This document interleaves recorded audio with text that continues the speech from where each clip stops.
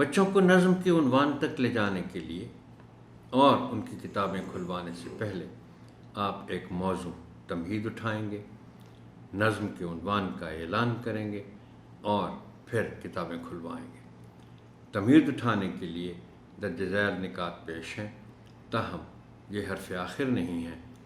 بہتر سے بہتر تمہید کے لیے آپ کی فکری جستجو جاری رہنی چاہیے۔ درج ذیل سوالات کی مدد سے تمہید اٹھائیں۔ محترم ٹیچر، لفظ حمد چوتھی جماعت کے بچوں کے لیے نیا نہیں رہا۔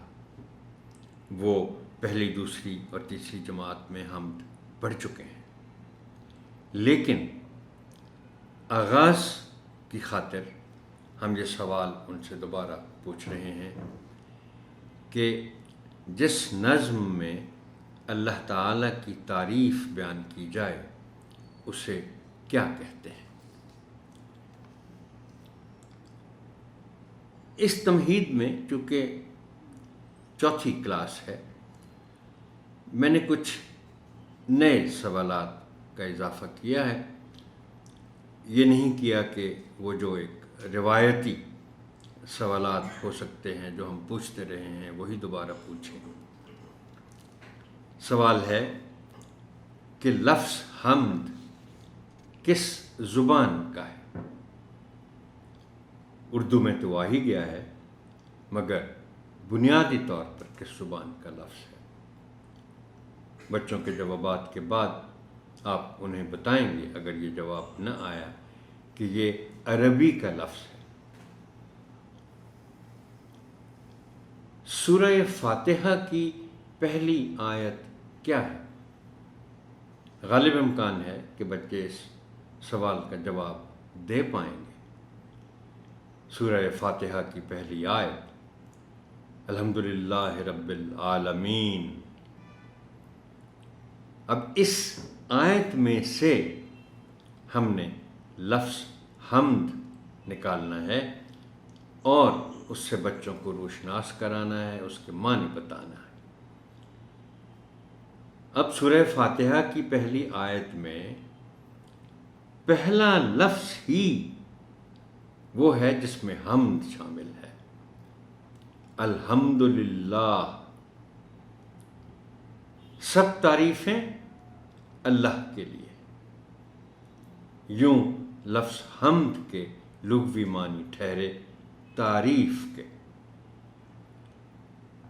تو ہمیں بتانا یہ ہے بچوں کو کہ حمد میں ہم اللہ تعالیٰ کی تعریف کرتے ہیں، اور آپ چاہیں تو ان کو ایک اور بات بھی بتائیے کہ قرآن پاک کی سب سے پہلی سورت یعنی سورہ فاتحہ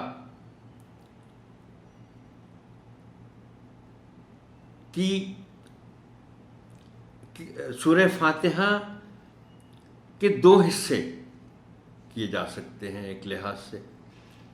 تقریباً آدھی سورت جو ہے وہ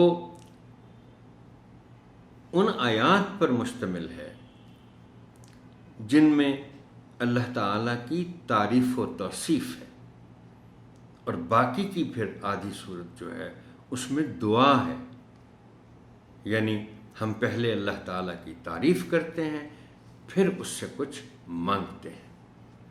اگلا سوال ہے کہ کیا اس سے پہلے آپ حمد پڑھ چکے ہیں؟